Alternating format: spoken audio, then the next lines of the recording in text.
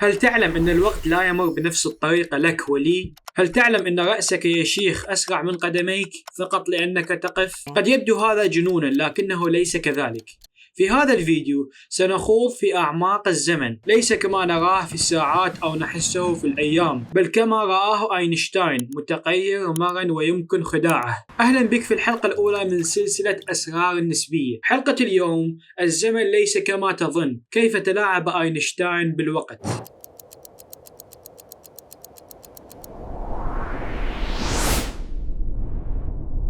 قبل أن يولد أينشتاين كان الناس يرون أن الزمن وكأنه شيء مطلق. تخيل ساعة كبيرة في السماء تسير بدقة للجميع بنفس السرعة في كل مكان. نيوتن عبقري الفيزياء الكلاسيكية اعتقد أن الزمن يمضي بنفس الشكل للجميع سواء شعرنا به أم لا. هذه الفكرة ظلت أساسا للفيزياء لقرون، لكنها كانت مجرد وهم. في الحقيقة لم يكن أحد قد اختبر الزمن بسرعات قريبة من سرعة الضوء ولا في أماكن ذات جاذبية قوية. في عام 1905 جاء أينشتاين الشاب بمفاجأة: الزمن ليس مطلقا، إنه نسبي. في ورقته عن النسبية الخاصة قال شيئا مذهلا: إذا تحركت بسرعة قريبة من سرعة الضوء فسوف يمر الزمن عليك أبطأ من الذين بقوا ثابتين. هذه ليست نظرية فلسفية بل حقيقة رياضية يمكن قياسها. تخيل توأمين، أحدهم بقي على الأرض والآخر انطلق في مركبة فضائية بسرعة تقارب سرعة الضوء. عندما يعود سيكتشف أن أخاه الذي بقي على الأرض قد كبر أكثر منه. الزمن على السفينة كان أبطأ، وهذا ليس مجرد خيال. في كل مرة تطير فيه طائرة يحصل نفس الشيء، لكن بشكل صغير جدا.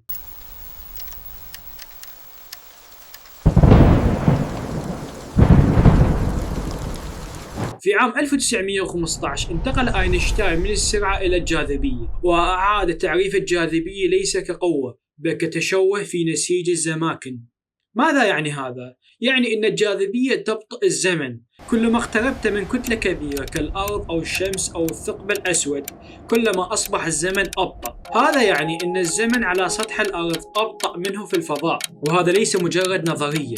نظام الGPS الذي تستخدمه بهاتفك كل يوم يجري تصحيحات دقيقة لتعويض تشوه الزمن بسبب الجاذبية والسرعة. بدون تصحيحات النسبية لن تعمل خرائطك.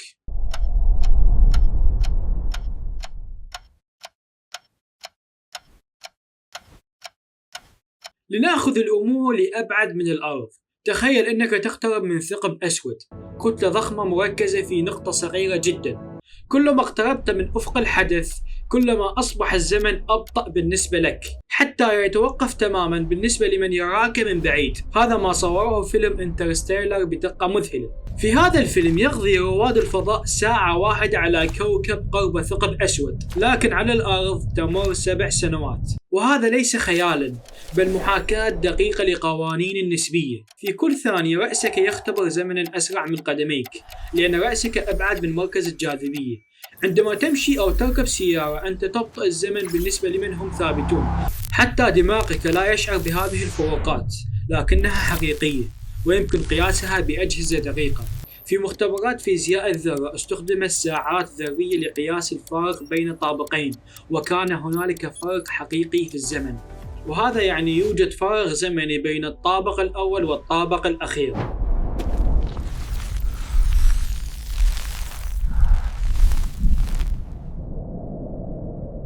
النسبية علمتنا أن الزمن ليس شيئا صلبا يمكن مطه وضغطه حتى تجميده.